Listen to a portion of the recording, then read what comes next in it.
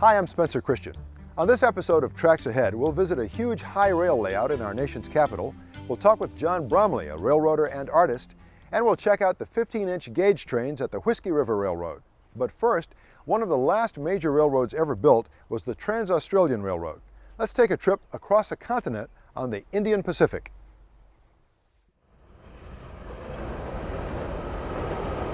A ride on the Indian Pacific is one of the train trips of a lifetime. Don't necessarily need to be a train buff to travel on the train. It's not about travelling on a train today, it is all about it being an experience, a holiday. Basically, it's almost like a hotel on wheels, and even though you spend 3 or 4 days on it, it is not wasted time. It cuts through some of the most rugged country the world, let alone Australia, has to offer. But your trip begins in the stylish, booming, sophisticated city of Sydney. Sydney is one of the most instantly recognizable cities in the world. The harbor is a playground for all variations of water sports. Of course, the crown jewel of the view is the Sydney Opera House, a music-filled icon of the country. It's a city that manages a balance of modern and classic, with a point of departure like this old train station. It looks, frankly, the way a train station should look. This cavernous beauty is the spot where you step aboard the sleek Indian Pacific. After pulling swiftly from the station, it doesn't take long to notice a sharp change from metropolitan scenery to the lush countryside of the Blue Mountains.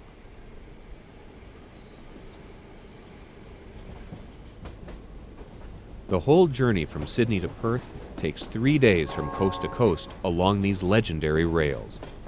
Perth nestles the coastline of the Indian Ocean. It's a city many Australians from the East Coast have never seen because it's so far away.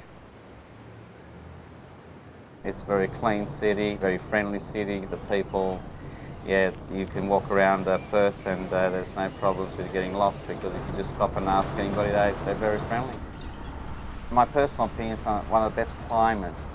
It's very mild winters, the summers aren't scorching hot, and they have something that's called the Fremantle Doctor, which is a breeze that comes off the ocean in the afternoon, cools the city down. The breeze is also a favorite for windsurfers who catch some blistering rides on a rollicking Indian Ocean. In between these two great cities runs the Indian Pacific. Well, the Indian Pacific it's an icon. It's, to start with, it's one of the, amongst the longest journeys, rail journeys within the world. It's unique, and we could say that there's not many trains like this left, not just within Australia, but in the world as well. Along the way, there's the chance to stop and check out some of the far-flung towns of this vast country. Broken Hill is a mining town that's clinging to a more profitable past. It's the doorway to the outback as well, because Broken Hill is only a day's drive or a day's travelling from major centres like Sydney, Melbourne and Adelaide. There, as I said earlier, it is a mining town, but more so these days it's turning towards tourism.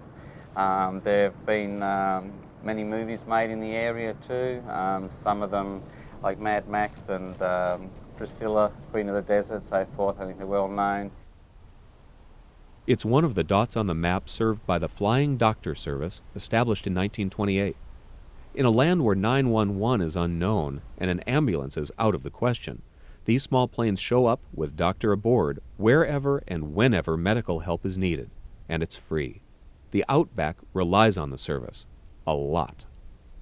20,000 emergency landings a year, and somewhere around 170 to 200,000 patients a year as well that they service.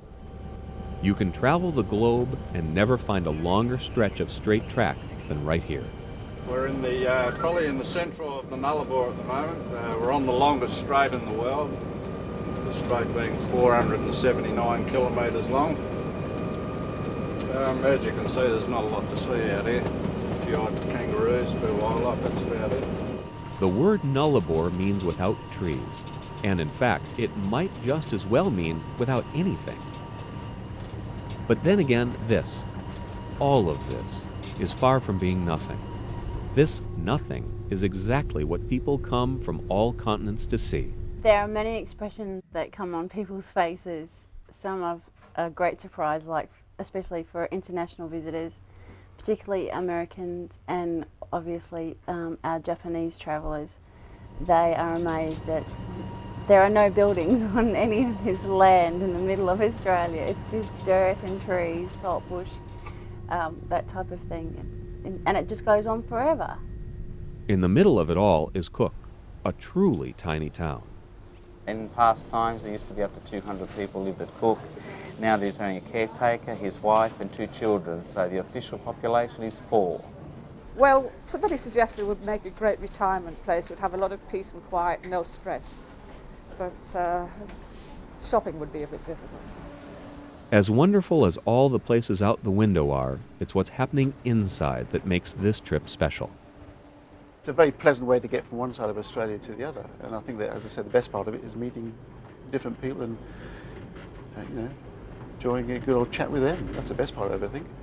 The people that travel on it and the people that work on it make it special. The people that you meet on the train make it special. As a train, it's like I said, it is unique, but I think the experience of what you see, hear, and people you meet on the journey makes it special.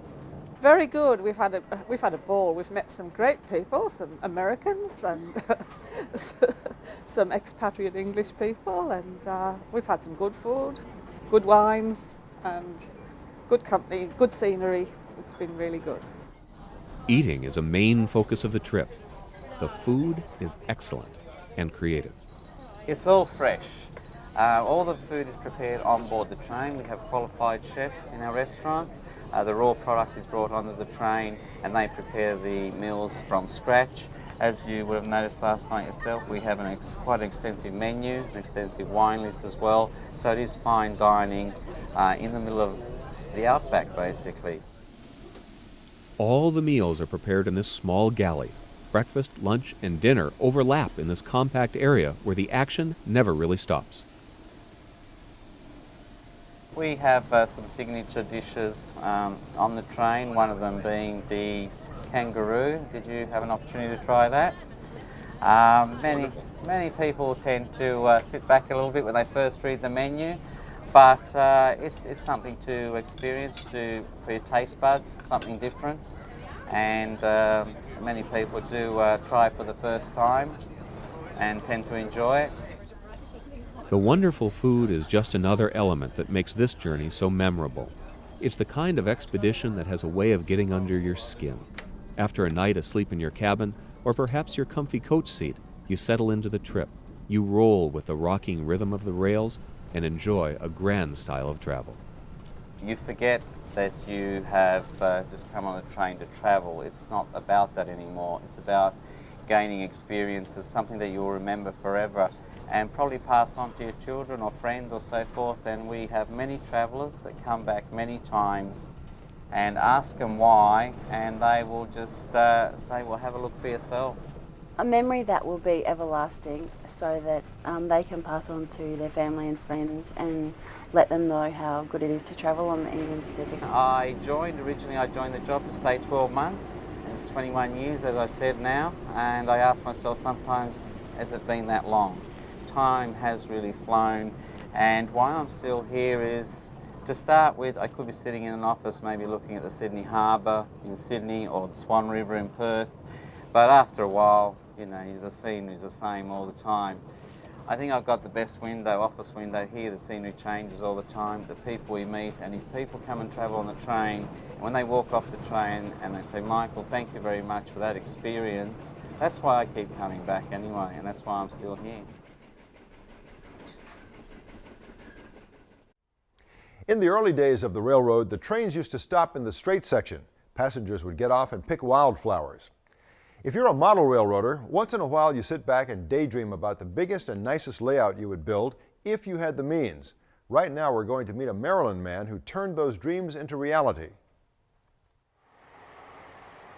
When you walk into the layout room, the first thing that hits you is, wow, this is one of the most intricate and detailed layouts I've ever seen in my life.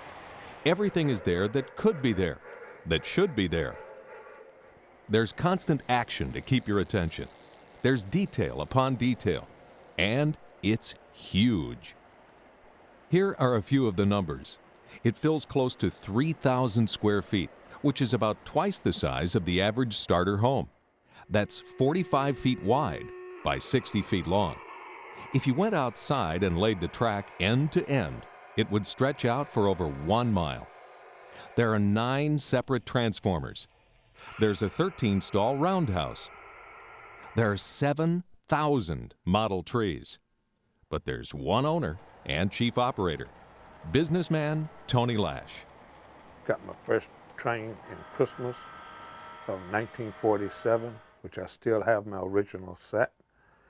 And every week I would buy a car, or I would lay away a car or engine or something like this. And I came from a railroad family. My grandfather and uncles all worked for the Norfolk and Western Railway.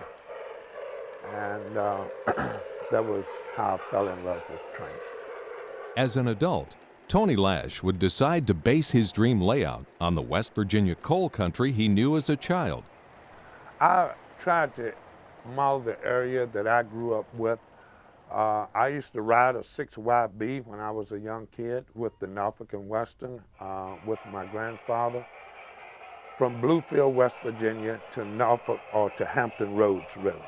And hauling loaded coal cars down and empty coal cars back. And that was just a thrill, and it just got into my blood, and to smell the steam and to smell the smoke, and just to be able to feel the raw power of a 6YB is just something that I would never, never forget. And it was an experience that I certainly appreciate being able to have when I was growing up.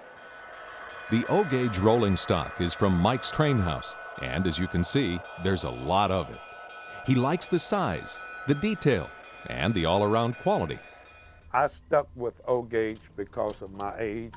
It's hard for me to put the HO on the track and to see all of the good detail. And I grew up with O-gauge.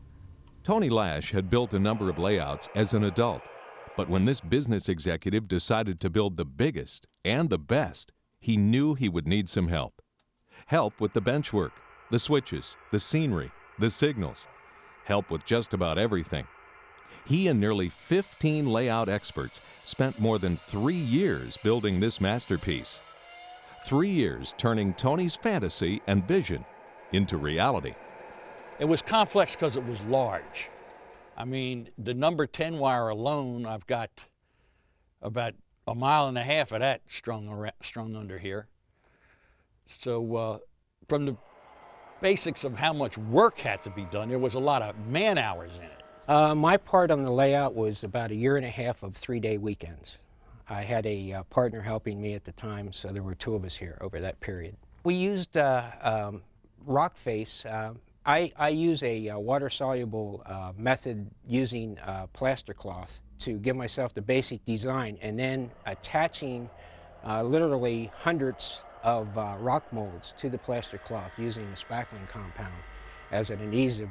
We were able to sculpt the verticals as well as give ourselves several crevices that add to real erosion look. Tony and his pals have put together a realistic work of art, the kind that every model railroader dreams about, the definition of excellence.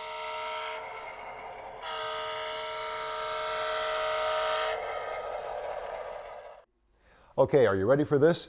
Tony Lash is actually thinking about putting an addition onto that building so he can make the layout even bigger and better. The eyes of an artist see trains in a romantic light. John Bromley has made trains his life, both on the canvas and off. Some of you might think this man has the perfect life, and perhaps you're right. Sometimes the dream of trains takes the shape of a basement layout. Sometimes it can take over your whole house. And every once in a while, the dream of trains explodes and becomes something big enough to call an amusement park.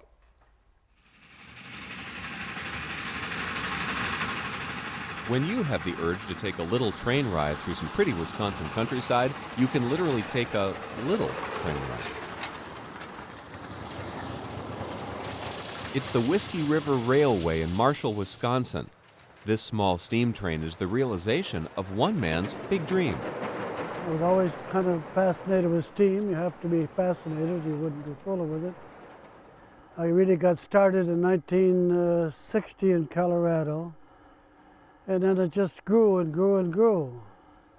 And until now, it's quite a deal. I love it, of course I would, how could I not?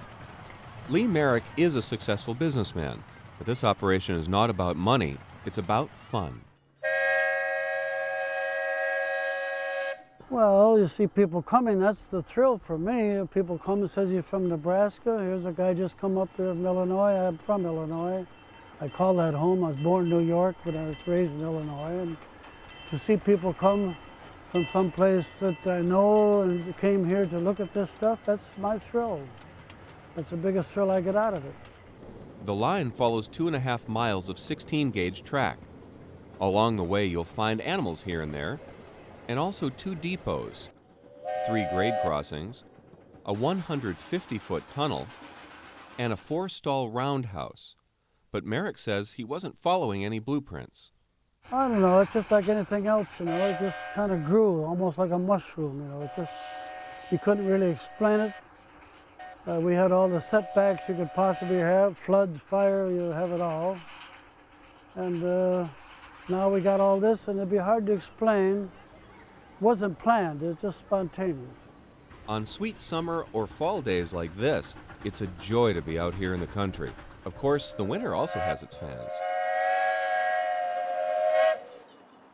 Right after Thanksgiving, you can hop aboard and head out for a Christmas tree.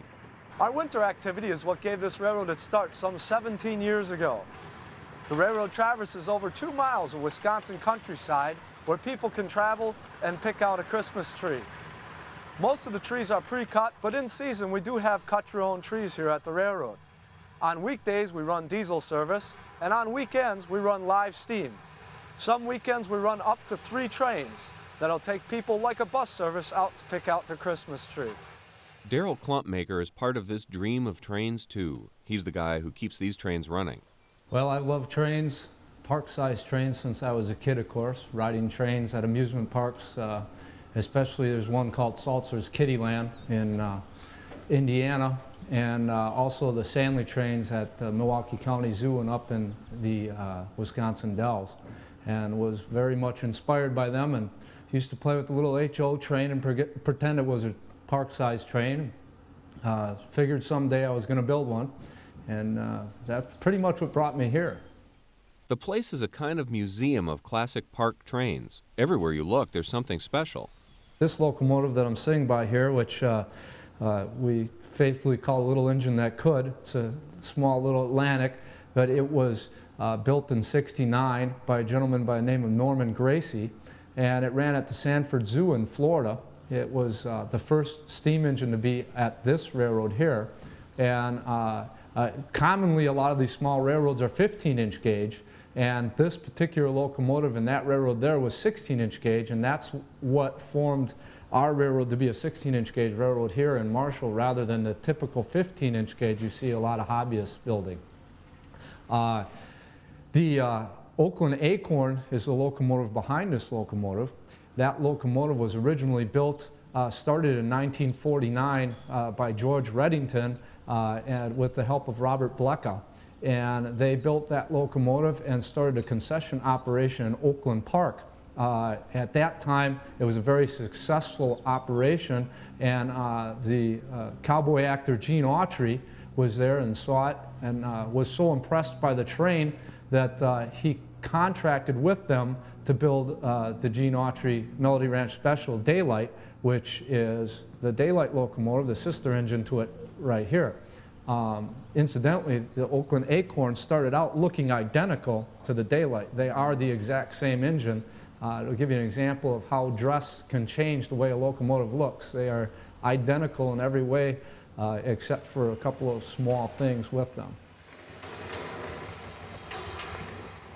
Lee Merrick's dream started out with trains, but now it also includes an amusement park. There is always something new on the horizon here at Little America. Lee Merrick says he just can't seem to stop adding to his living dream. But there is no plan. He says things just sort of happen and grow. No matter what comes next, you'll always be able to take a little train ride through some lovely Wisconsin scenery here at Little America.